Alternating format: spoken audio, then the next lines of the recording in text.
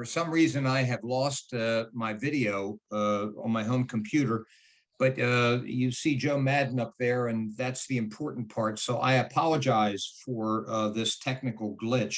But Joe, we are thrilled to have you on our show this evening.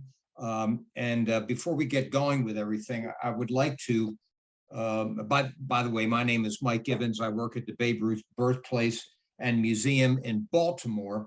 And I would like to give a special shout out to our board of directors and staff for their hard work in producing virtual programming like this. The Joe Maddon show tonight is the first of our 2023 speaker series. And I'll tell you about upcoming speakers at the end of the show tonight, but Joe is our first. Now, the other piece of business I want to do before we start our interview is to tell you how all of this came about. Back in the 1980s, when I was kind of a rookie guy at the museum, working with Bob Brown, the PR director from the Orioles, I met a fellow by the name of Rick Vaughn. And Rick came on as an assistant to Bob Brown, working in public relations for the Orioles. And we got to know each other pretty well and did some pretty special events, including the closing of Memorial Stadium and then the opening of Oriole Park at Camden Yards. And Rick went on to be the PR director for the Tampa Bay Devil Rays. And there he got to know Joe. And, that's how all that went down. Rick has moved on to become the executive director of Joe's charitable foundation and, recommended that we kind of get together here and do a little interview. So Joe, welcome to the program. Joe Maddon is, as I'm sure most of you know, is a two-time World Series champion, three-time manager of the year, and has had one of the great runs as a manager in Major League Baseball. So welcome to our show tonight. And Joe, I thought I'd like to get started by just asking you, the baseball obviously has to be a passion of yours, has to be a mainstay of your life. Where did the spark come from? Who introduced you to the game? First of all, Michael, thanks for having me out here.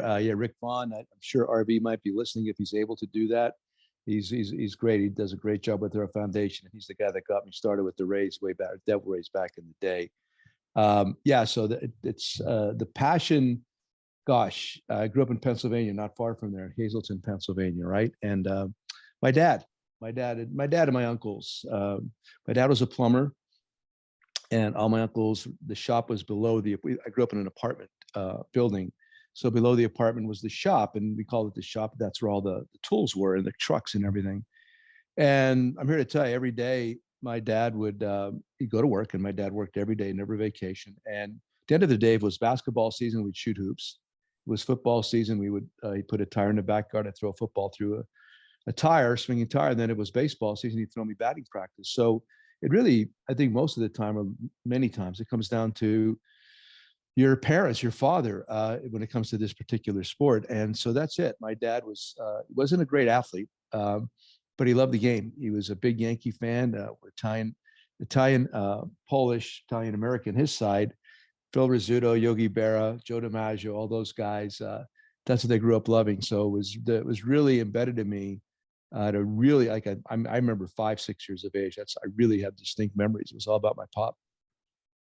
Yeah, I see that you were born in February of '54, and I'm a little bit older than you. But in April of '54, my father took me to the Orioles' very first home opener, April 15th, 1954, and I walked up the exit ramp or entrance ramp to the lower bowl, and there was all that green grass, and I was just like, that was it. So it really is father and sons and father and daughters kind of thing that make all that happen. So if he was a Yankees fan, you're in West Hazleton, Pennsylvania. Did you follow in his footsteps, and you're a Yankees fan too, or did you root for somebody else? Actually, I was Hazleton, PA. West Hazleton was our arch rivalry. Sorry. And I never lost to West Hazleton in any sport. I want to make that perfectly clear. I think I lost one All-Star game in Little League, but that doesn't count. So yeah, we grew up right there, and everything was about growing up there and really becoming involved in the sport. I really actually forgot the exact part of your question. What was that about? I got sidetracked by Well, what I mean, stage. so your father was a Yankees guy. Oh, Yankee fan. Yeah, yeah. I was a Did, Cardinal guy. oh, That okay. just like you were talking about going to see the Orioles in their opener. My dad took me to Yankee Stadium in 1963 August, and I saw the White Sox versus the Yankees at Yankee Stadium. At that time, when the game was over, you're able to exit on the field through center field by the monuments and out in that street back there with all the vendors. Wow. So I went through there, and my pop says, "Would you like a hat?" Of course, I want a hat. So I look up, and they were kind of shelved up, different tiers of hats. And on the top rung there was the blue Cardinal hat with the red STL on it. Love at first sight. That was it. I'm telling you, I became a St. Louis fan and everything from that one moment based on that one hat. Cardinals baseball, Cardinals football, Hawks basketball, St. Louis Blues hockey. I could go on and on. It was crazy how I was impacted by that one moment walking out the ballpark with my dad. 1963 Yankee Stadium. Yankees win 3-0. Whitey Ford pitches. Really, I remember I set third base side, almost caught a foul ball from Bobby Richardson, whatever. But that's how that's the love affair began with the Cardinals because of that exit through center field. Okay. Well, so you go on, you play baseball in high school. You're a pretty good baseball player because you got into the minor leagues. So tell us a little bit about, and you were a catcher.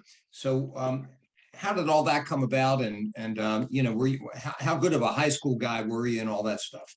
I was good. I played well. I was always on the all-star teams. Threw a no-hitter in the championship game. My junior year against Marian Catholic, we won the only district championship my senior year against Northampton.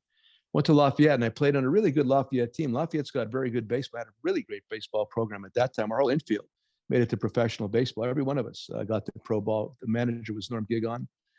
Gig was outstanding teacher and a coach. So all of that stuff occurs. So I was a good enough baseball player. I played, I played for the Scranton Red Sox in the summer. Then I went to the Boulder Collegians, and that's where I got my break. And went to the Angels because of that. Played 3+ minor league seasons. Really, there's no excuses. I mean, guys were ahead of me, and that's just how it works out. But I loved every second of it. I was asked by one of the best scouts in history, Lloyd Christopher, after a game in Visalia the night before I hit a home run. He says, "Ask me, when are you going to stop playing and start coaching?" He says that to a 23 or 24-year-old. Wow. I wanted to hit him. I mean, I love Lloyd, but I wanted to hit him. I mean, people had recognized different things in me that I didn't recognize, obviously, in myself. But even at that point, people were interested in me in doing that. And I got my first managerial job. I think it was 26, 27, Idaho Falls, Idaho. Became a manager, and everything followed after that.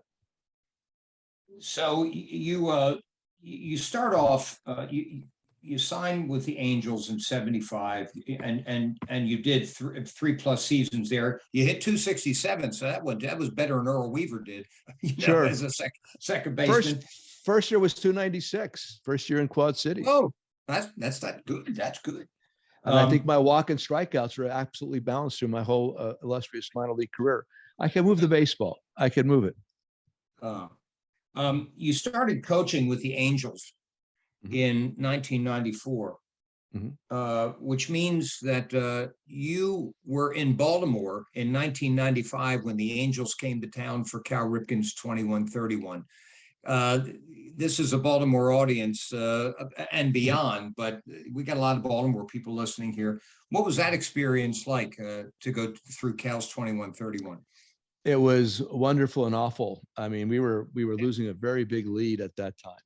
And of course, you could see it on the schedule that we're going to Baltimore and Cal's going to break the record. And you just knew he's going to do something really special, and they're going to have a really hard time winning those games. True. It happened that way. We go in there, it's a home run every night. He's breaking this record. I'm coaching first base.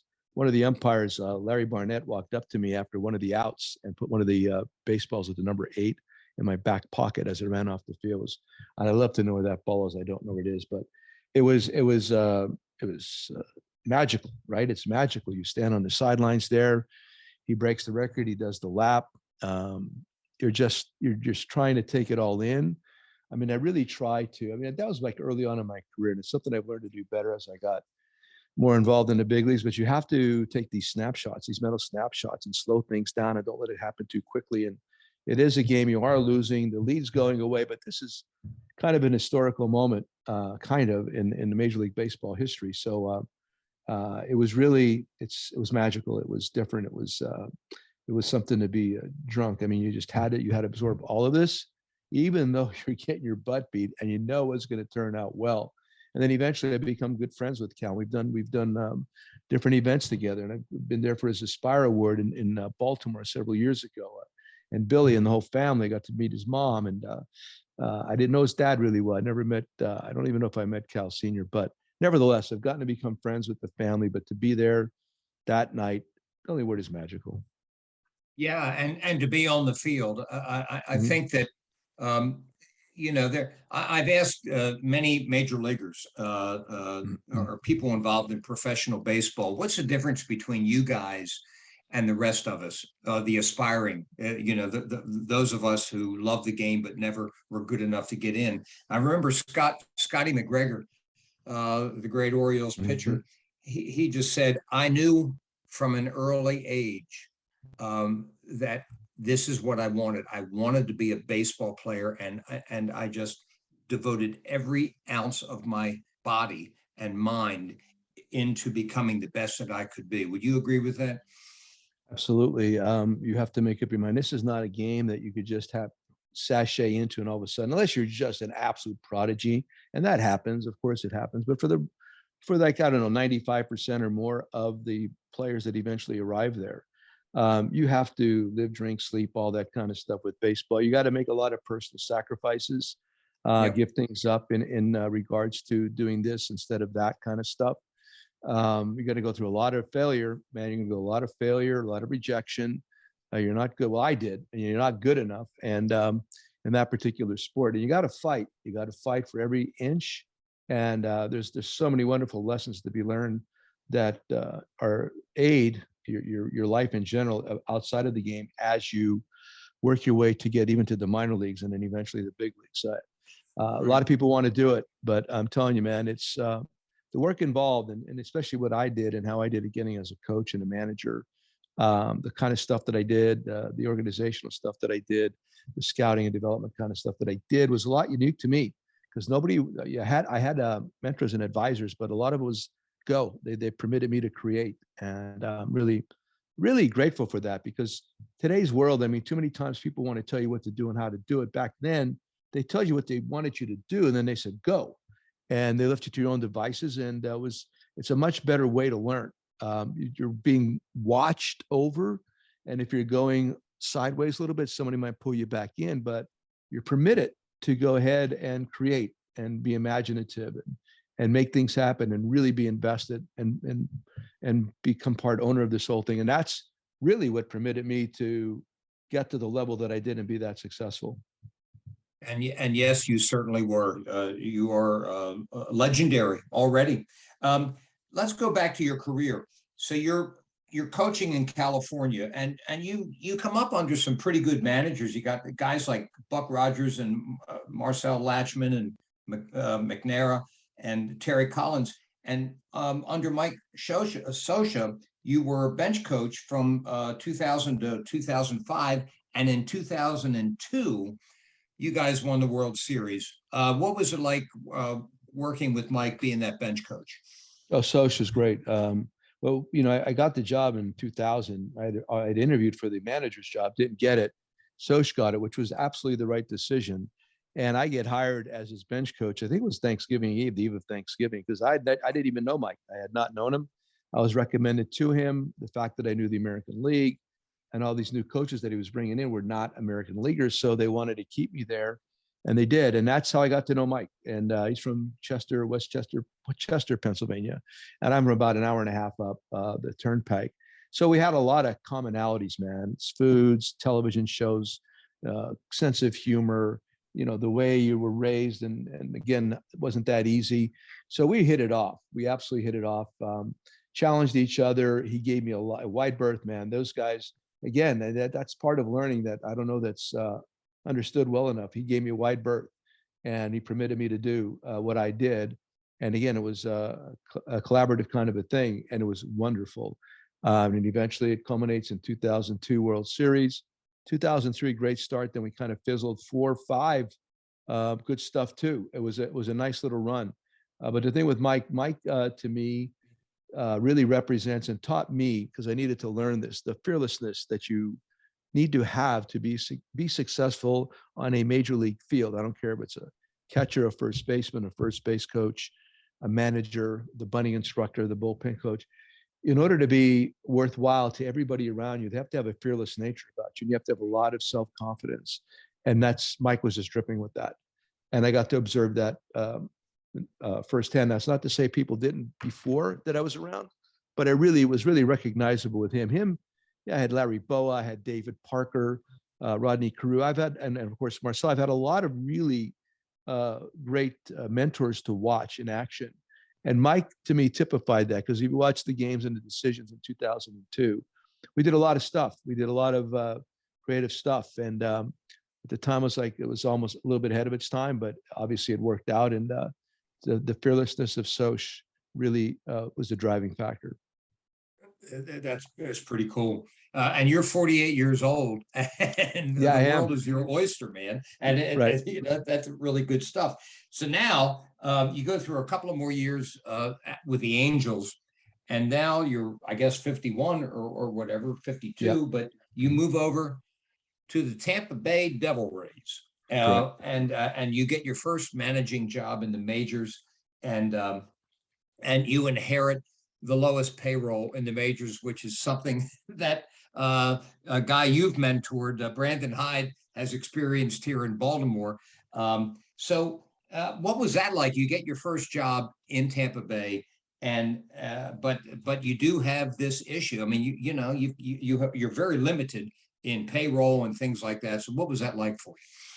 Well, first of all, Hyder's doing a great job there. I'm a big Brandon Hyde fan. He and I had a great relationship in Chicago. I'm really happy for his, the recent successes, and I know they're going to keep doing better. They got a lot of wonderful young players coming up the pipeline.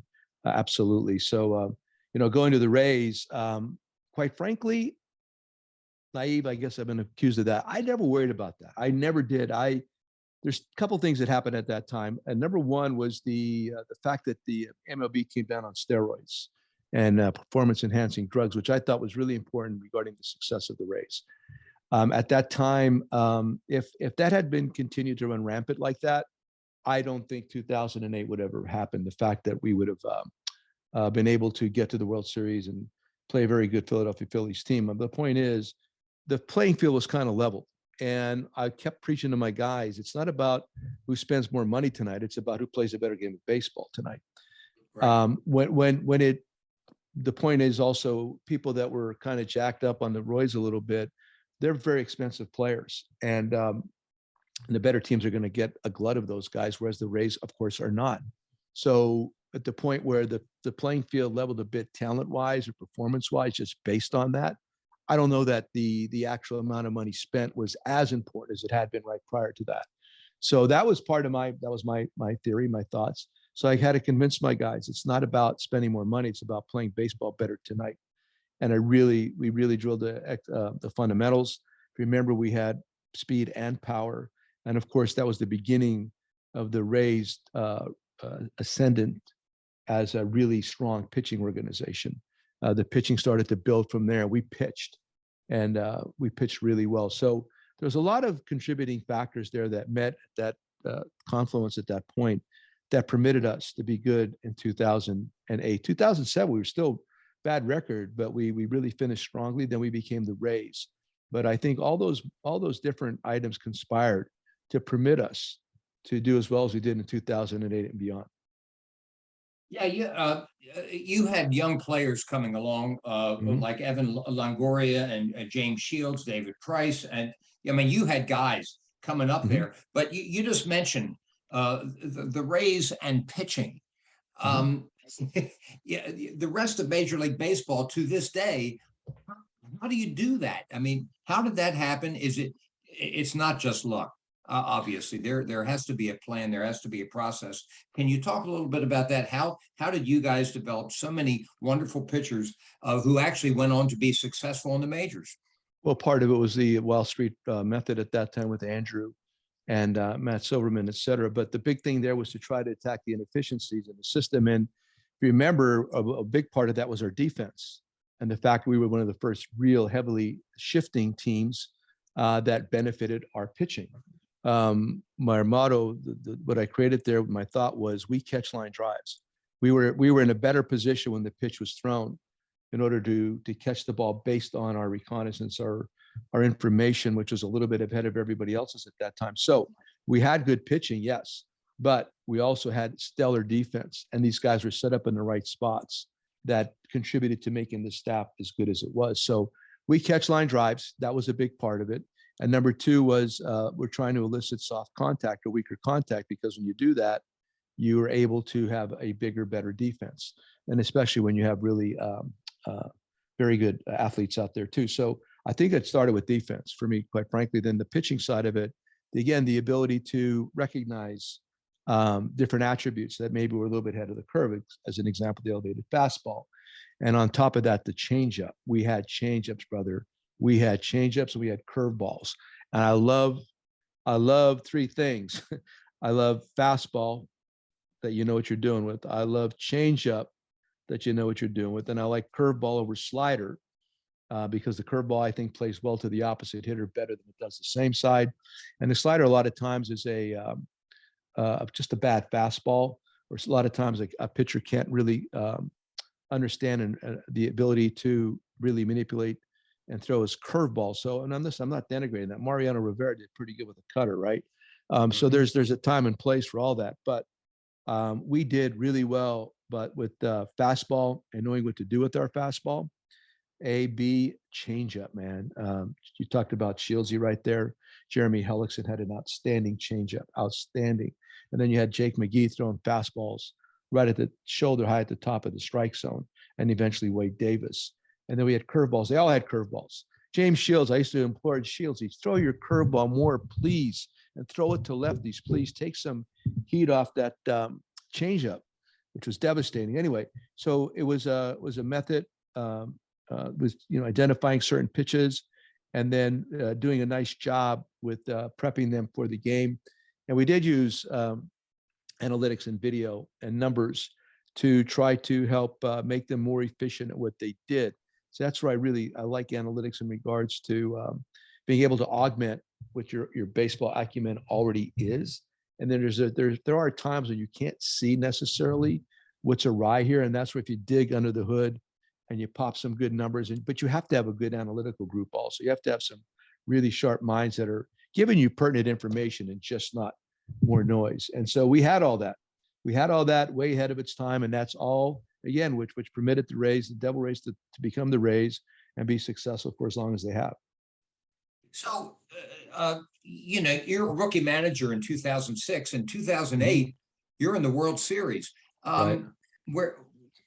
Were you at all overwhelmed, taking on this managerial position and then having the success that you did, or was it kind of natural to you? I've always been doing things like that, even as a bench coach with Soch and TC and Marcel. They gave me a lot of opportunity or ability, or like I said, a wide berth. And I had been a interim manager, I think, at least 70 games during my time with the Angels. And you have to understand, even just going way back, I mean, my roots in the Angels in the minor leagues in the 80s and all the different things, different hats that I wore, all of that stuff prepped me. And like I said earlier, the working alongside Mike, the fearless component to the game and decision-making, which you have to have. You cannot be concerned if something doesn't work out right. Sometimes something doesn't work out right. That doesn't mean it was the wrong thing to do. It also means that the other team has 25 major league professional baseball players too, and they're trying to beat you. So that's a lot of times people get confused with that, and they want to blame people when things don't turn out well. So it was a lot of factors involved, but no, I didn't feel overwhelmed. I was jacked. I'd walk into my office every day and I would start off with Start Me Up by the Rolling Stones, playing it real loud so that people could hear that as they walked in. It's really important in my offices that when my guys walk in, that they hear music coming out of my office. And the Stones were I was all about them in 2008. So you had a great ride at Tampa, and in but you had a bit of controversy. So you make all these playoff appearances in Tampa Bay, but in 2010 you became Major League Baseball's kind of like Bill Belichick, because they MLB made a decision saying that managers had to wear team jackets or pullovers in the dugout, and you liked your hoodie, and you bucked against that rule, and they relented, didn't they?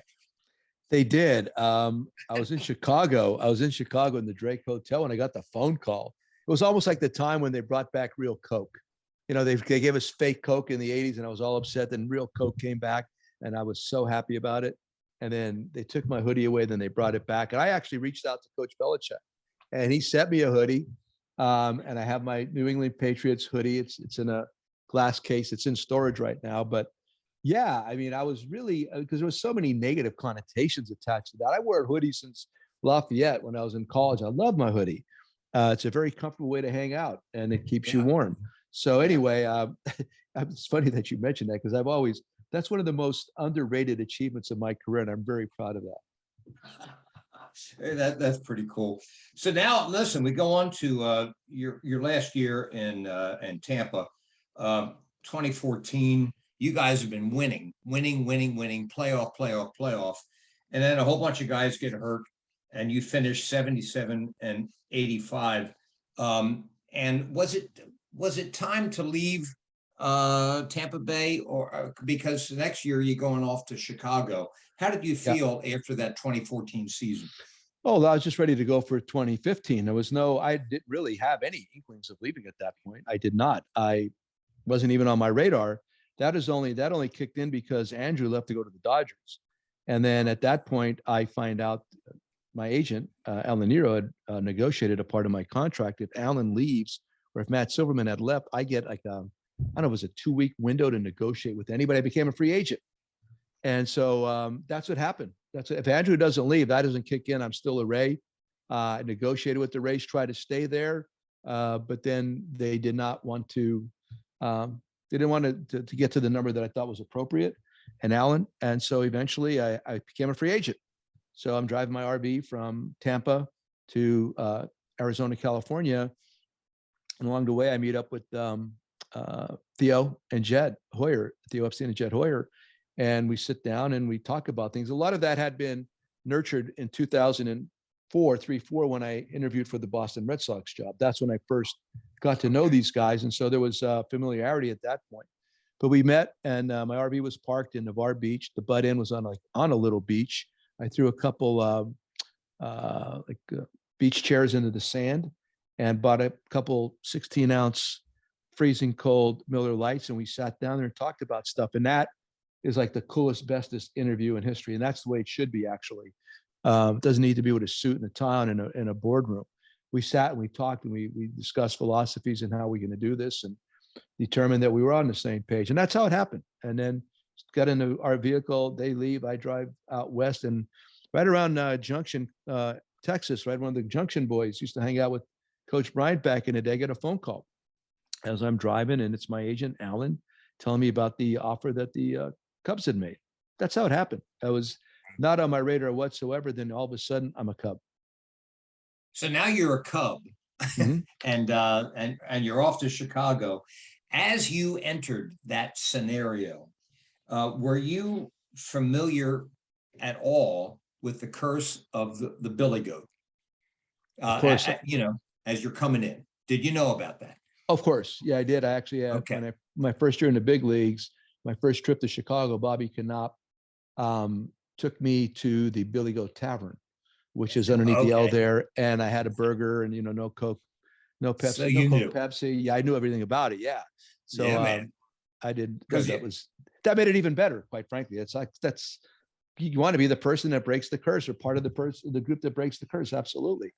Absolutely. Well, because, here in Baltimore and in Boston and New York, and with the curse of the Bambino. And so there are two major curses in baseball, and you got one and we got the other. And, so it's pretty cool. So you go over there in 2015 and you win 97 games, a 24-game turnaround, but you lost to the Mets in the championship series. And then you go to 2016, and the Billy Goat curse is about to be smashed. The Cubs have not won a pennant since 1945, and that's when the Billy Goat curse started. But they hadn't won a World Series since 1908. And talk about the 2016 season. Well, it really did begin in 15. I mean, 15, that was the turnaround. I think it happened a lot quicker than people had anticipated. Yeah. We just started to roll. Started in that spring training at 15. Honestly, one of the seminal moments was in camp when we were going through some drills, and I just thought the guys were too cavalier about everything. And I don't normally get upset, but I did. I got upset. I mean, visually making a spectacle. I do with umpires only, but not normally with my players in a drill. And I did. Cut off and realized it stunk, and I didn't like it. And I really had to make the impression we're not going to do that here ever again. And then in season, we switched Addison Russell to shortstop, and we put Starlin Castro at second base. And wow! And then all of a sudden, here came August and September, and we're rolling. And then, yeah, you're right. We get to the Mets, and they're between their pitching staff and Daniel Murphy, we had zero chance. But nevertheless, we put ourselves on firm ground. And then here came 16. And from the beginning, I remember going to the winter meetings, and you get that little scrum where everybody gets together with the manager. And so the expectations are through the roof with us. And I decided, like you're talking about earlier with the fearlessness, is like, we need to run toward the word pressure. We need to run towards the word expectations, and we need to embrace the target. And actually that just came to me extemporaneously. I just thought those things and I said them, and that became a real big part of our planning for that season. At least it was my part as I addressed the team and the players, et cetera. So we embraced the target. I think the problem is a lot of times when you get in a position like that, people run away from that. And why would you? I mean, we talked about, I want to do this since I was 5 or 6 years old, and I'm going to get this opportunity to do something really special, and I'm going to cower from that or run away from that? Absolutely not. And the other part was Theo and Jed. They really gave us, again, a wide berth. There was not a lot of interference from the front office, just primarily support and always getting you what you needed, whether it was a player, it's just, food in the clubhouse, whatever it might be. There was all this exemplary support that was going on, and everybody absolutely on the same page. And you could feel the momentum building during the course of the year. It was tangible. You could feel it. And I'm all about feel, and I'll argue that with anybody. So you could feel it, and there it was. And God, we just kept rolling. You beat the Cardinals, right? You got to beat the Cardinals, man. You got to beat the Cardinals in that division. We do. Right. And then eventually we work our way all the way through to Cleveland. And but I'm saying that the Giants are a big part of that too, because the Giants to me represented success. I mean, especially in that decade. And that game, that series in San Francisco, where we beat them, that we were losing in the last inning, and came back and beat them in Game 4 because they did not want to see Game 5 versus Johnny Cueto at Wrigley. Did not want to see it. I really, revisionist history is worthless. But anyway, if that had happened, I don't even know what would have happened because Cueto was that good. So we pulled that out. But to beat the Giants, and then how that eventually rolled after that was pretty special. And don't forget, we were down 3-1 in that World Series. Yep.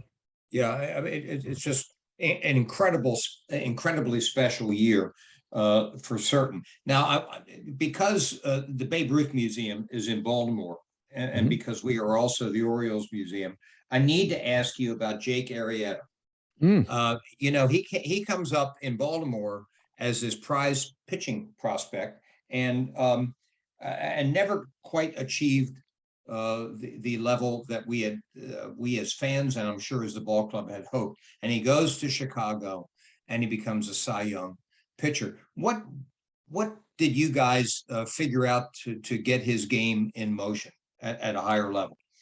First of all, it takes time. I mean, a lot of times you're the lucky team that's the second team to get a player with that kind of ability. Sometimes it just doesn't work out of the chute, and then people become kind of used to seeing this, or the lack of success, or it becomes kind of old or stayed, and all of a sudden you start pushing this product away, and the guy just needed more time. And furthermore, sometimes just a change of scenery, different voices, it can be very helpful, or just feeling support that maybe you didn't feel elsewhere, whatever. That's just not just Baltimore, it works everywhere like that. So he comes with us, and that year, when he went crazy, it was a game in Minnesota, and I reference it in our book, The Book of Joe, where I permitted him to go a complete game. He was we had a somewhat of a small lead late in the game, then it became an 8-0 lead. He had almost 110 pitches in the 8th inning. Most people would take him out right there because that's what you're supposed to do according to the new book, the New Testament. And I just knew that if he can complete that game and throw a complete game shutout, it could be a career changer for him. I'm not taking credit for this. I'm just telling you, things like that occurred. And then his pitching and the pitches, the shape on his pitches, the velocity, the movement, his confidence soared because he's always had that ability. Even when I was with the Rays and I saw him, you'd say, God, Arrieta's pitching tonight. This guy's got great stuff. And he come out of the chute, pitch great for 2-3 innings, and all of a sudden you get him in the 4th because maybe too many pitches, command wasn't what it needed to be, but the stuff, the absolute ability was there. It just hadn't worked out yet. So he comes to us, and I think Chris Bosio had an influence with him, our pitching coach there at that time. But more than anything, he grew, he gained his confidence, he found his pitching voice. He went out there, leave him alone, let him pitch. Don't try to constrain greatness. And I think that's happened sometimes in our game today, where people are always putting governors on greatness, and you can't do that. Let somebody that's willing to become great and able to become great, let them be great. Stay out of their way. And so that was my biggest mantra to myself was, never get in the way of anybody's greatness. And he could see so easily, readily with Jake, just stay out of his way, support him, stay out of it. And he and I have great conversations. He's a really bright young man, as strong can be, and really dedicated to his craft. So it was an easy, great relationship. Let me take you to your time with the Angels when you went over to manage with them. But I want to ask, because we're going to run out of time here. I have to be careful. But you managed Ohtani, and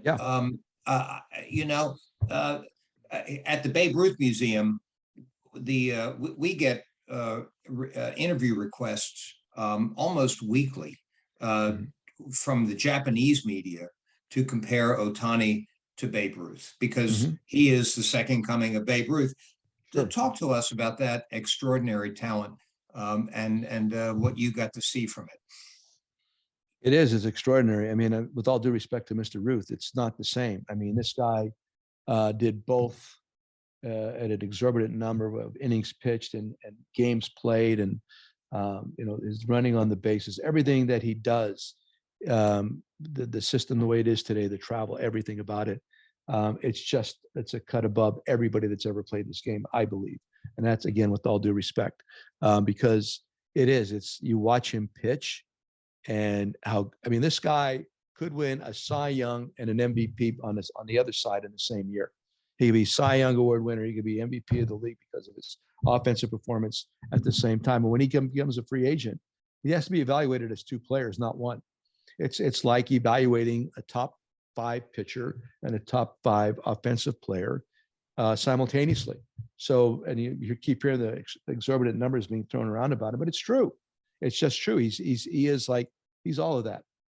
So when you talk about, and on top of that, he's wonderful, and he and I have got a great relationship. But he's all of that. It's different.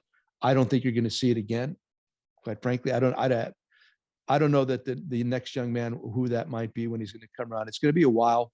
A lot of guys are going to want to do it, but it's really that tough to do. It's almost nearly impossible, as evidenced by Mr. Ruth and then Babe Ruth, and then eventually here comes Shohei Ohtani 100 years later, whatever.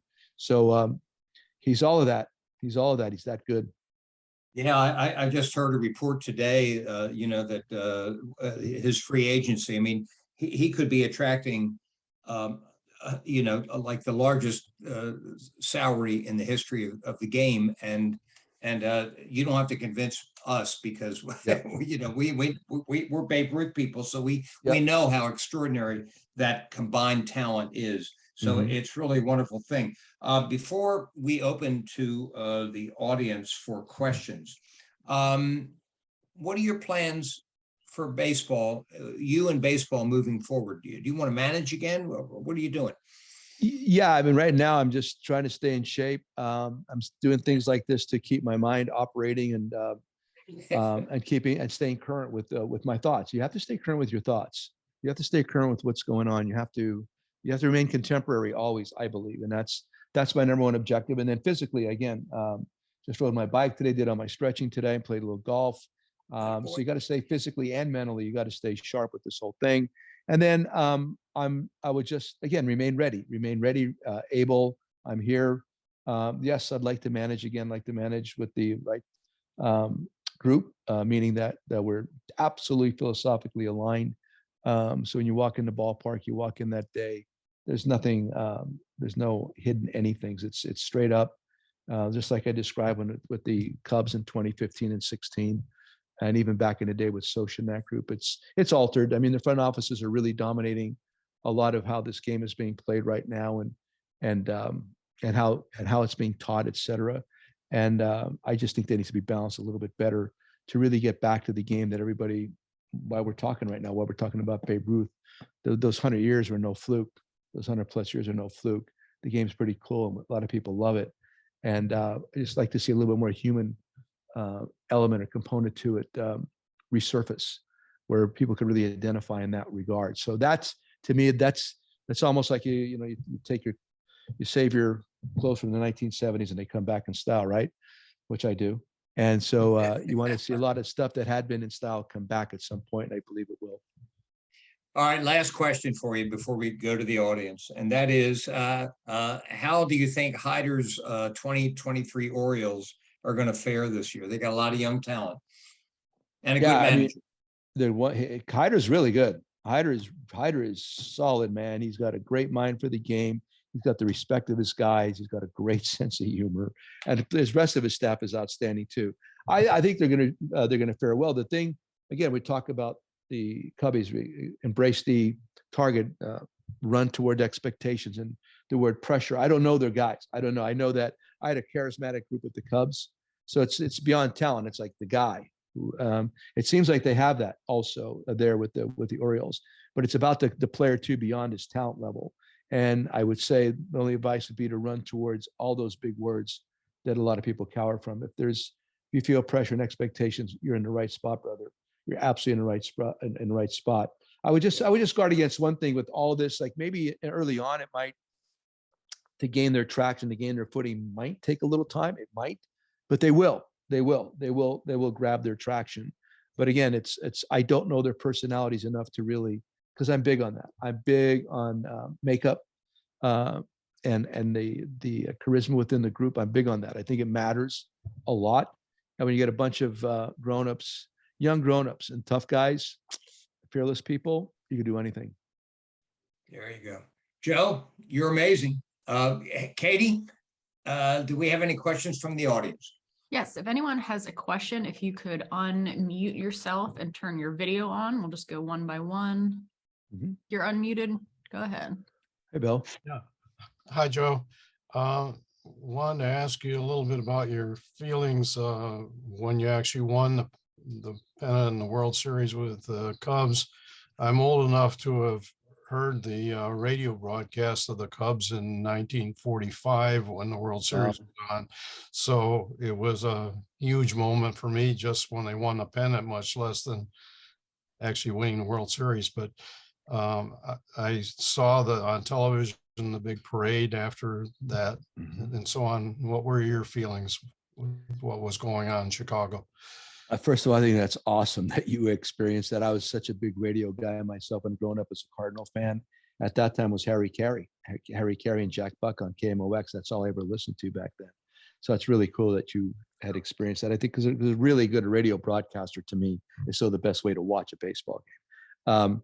So my feelings, I have it on a T-shirt. May all your surrealisms come true. It goes well beyond dreams. You get in that moment. You get on those double deck buses and you go, Addison around the ballpark, and you go down to Michigan Avenue, go down Lakeshore to Michigan, and then all of a sudden, man, there's people everywhere. Everywhere. There's that many people in Chicago. Like the streets are lined, the perpendicular streets. They're lined up back there to see, like a glance of a bus.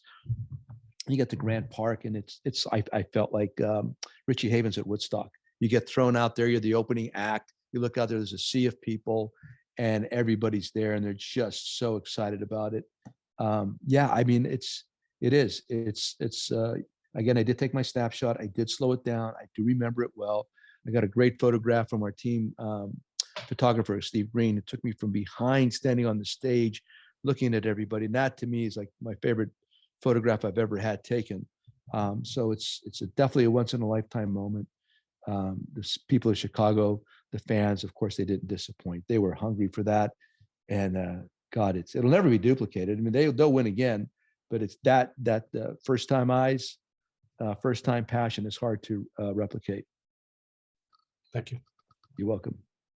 How do you feel about this runner on second base in the extra innings? I just Hate it. I just don't care for it. Hate So do it. I. Yeah. Hate it. I don't like any of that stuff, quite frankly. I would prefer attacking that problem from a different angle, meaning that the problem with the longer game is relief pitchers and pitchers and being shorthanded the next day, et cetera. I'd much prefer permitting teams to bring up players to augment their group the next day or the next 2 days for an elongated game. And that could even go based on a formula based on how long the game goes, but play the game. I can't stand it. I understand, I guess, because we're in a world where people want things to happen very quickly and we don't have attention spans anymore. But I'm sorry, man. The game should not be decided that way. I know they do it in hockey. You have overtime in football. That's cool. But no, I wouldn't do it. In a dugout, it's very, because it's such a crapshoot to win the game at that point. Yeah. All right. Thank you, sir. You're welcome, sir. All right, William, go ahead. Hey, William. Thanks so much. Hi. You talked about being fearless, and I'm curious because it's one thing if you're, on the analytics staff and you're just coldly crunching numbers, right. Or, it might even be fearless if you're on the coaching, easy to be fearless if you're on the coaching staff, but ball players are creatures of habit, and, they want to know their role and do the same thing day after day. And so if you come to them with new information, and even if you can, explain it to them in a way that it registers with them, a lot of times you're asking them to change things up. You would shake up lineups more than a lot of other managers. You would move guys around the diamond, a whole bunch. So how do you bridge that gap to push guys out of their comfort zone and build that trust? Yeah, that's a lot of conversations. And there is a lot of trust. There's trust that works both ways right there. You're absolutely right. So I've done a lot of different things with that, but all that stuff was based on intel information, matchups, all that kind of stuff, which, of course you could see the validate it with numbers, but you also know that, this lefty's not going to hit this lefty tonight. My righty's there for that particular reason. And you know which pitchers are tough on different guys. Just ask them. So there's all different ways to create your matchups, but with the way the game is played now, and if you want to be very creative with all that stuff, I would set my lineup the night before. The guys would know the night before who's playing the next day, as an example. So if they had any questions the night before, they could ask me, and that's really important. It's important for, of course, the platoon kind of guys. But if you're going to give somebody a day off, like if I'm going to give Darren Erstad a day off, you need to tell Ersty the night before he's got a day off the next day. Because if you don't, it's not like a day off when he shows up at the ballpark. He got up, went through the same routines, ate the same breakfast, went to Starbucks, wherever he went, got his newspaper. He did the same things he always does when he prepares for the game. And to really have a day off, you really need to get him out of that flow. So many different things. But the big thing for me was to communicate in advance what's going to happen. I would write lineups in advance always, and sometimes you would tell everybody, but sometimes I'd keep it closer to the vest. I want to reserve the right to change my opinion on the night before, but the night before you need to know. You need to know what's going on with you tomorrow. And I'm really a big believer. I did that when I was interim manager back in the day in the 90s when I had different opportunities for John McNamara and then for Terry Collins. I was doing that stuff back then. I did instruction leagues in the 1980s. So everybody acts as though this is new stuff. It's not. Analytics, we've been doing this stuff. I've been doing something very similar to that for many years. The difference is, and this is the good part, it's more accurate. I mean, the way analytics are compiled now, it's way more accurate than we used to be able to do it just against the group that we were seeing. Now every moment is cataloged every night, and it's put into different categories. But last point, you said it.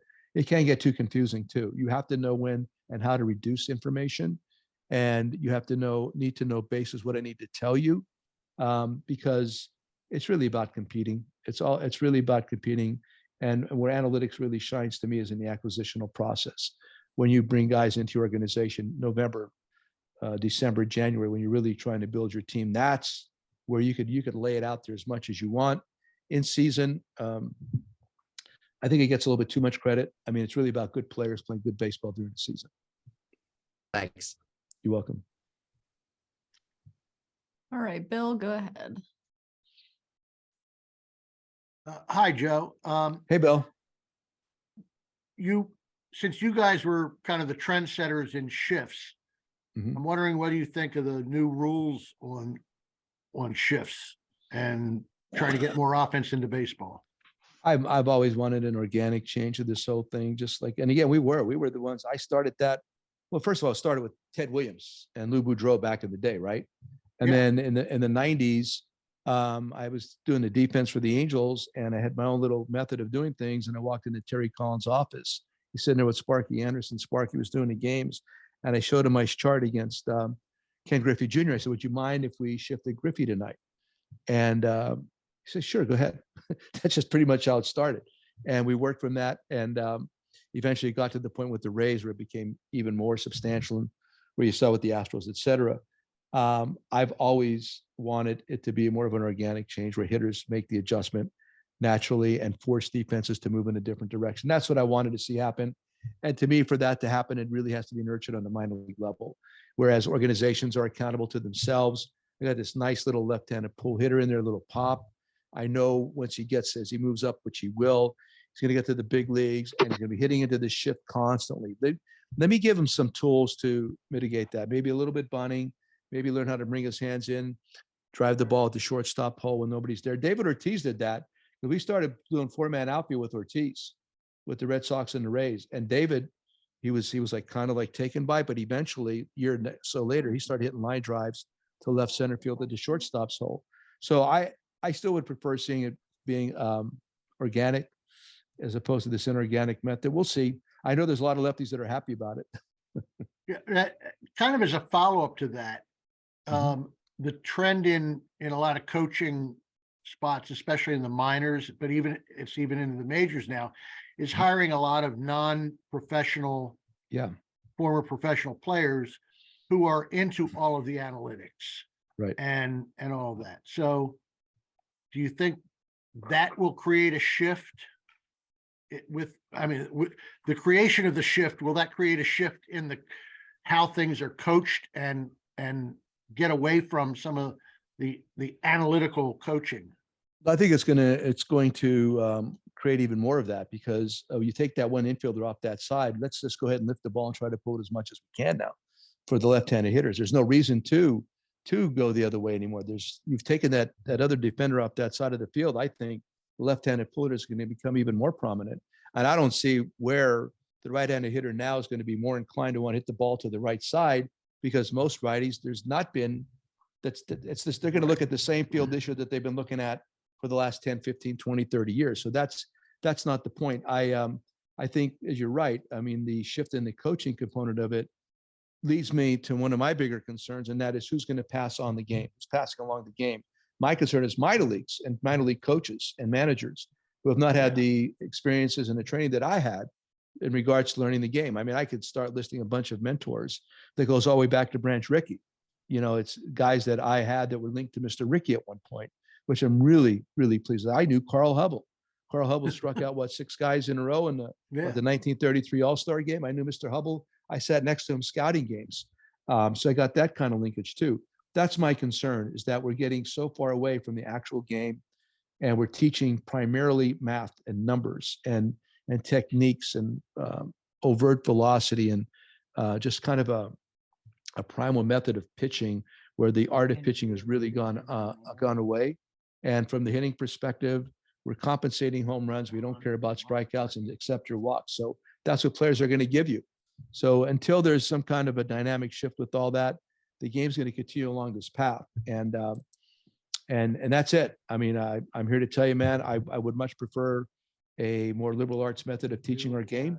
It's become very specialized, and I don't think it's going to change anytime soon. I agree. But thank you. You're welcome, sir. All right, brother. Joe, great Yes, job. sir. Thank you Thank so you. much. I hope that you can get to Baltimore and come to visit the Babe Ruth Museum and see what we've got on the game's ultimate star. And but anyway, thank you so much for your time this evening, and good luck in the future. You Appreciate are it. one of the great foundations of our game. Thank you, sir.